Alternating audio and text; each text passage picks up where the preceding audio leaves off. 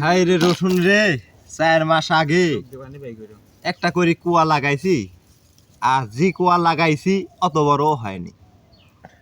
High রে কুপাল রে, 12,000 টাকা মন রসুন কিনি, এখন দেখতেছি বিঘিকে 4 মন রসুনও হবিলে।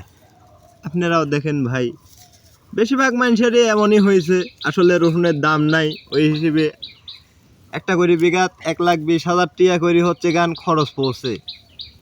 হাই রে রসুন হইলে 500 টাকা মন না হইলে 10,000 টাকা মন যেন বেচতে পারি, এই বাজারটা হয়ে যায় জানো।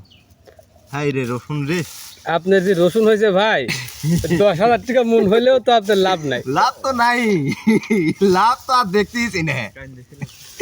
লাভ হইলে তো হইলই নি, যে অবস্থা রসুন দেখেন তো, যা লাগাইছি তাছাড়া ছুট হয়ে গেছে। মানুষের বড় হয়, সার ওষুধ খরচ করি করি করি করি করি, এই যে যা লাগাইছি তাছাড়া আরো ছোট হয়ে গেছে। ও এখনো লাগাইছি আচ্ছা বড়, অত বড়ও নামেনি।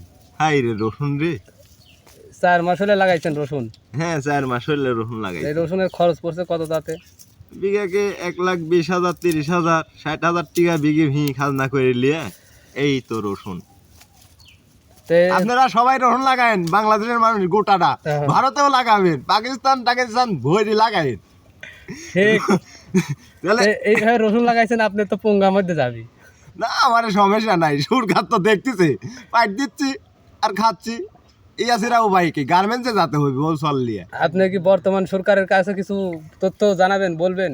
না, আমারে পেঁয়াজের দাম 22,000 টাকা মন লাগাইছি, লাগায় 500 টাকা মন। সরকারে কার কি কব কবি, সেই অবস্থা, গরুও খায় না। আর রসুনের কথা তো কোয়াই যাবিলে, কি লাগাবো, কৃষক কি করি। থাই বাজার নাই ভাই, থাই বাজার নাই। জীবনটা তামা তামা হয়ে গেল। ওই জন্যই দেখো আবার দিকা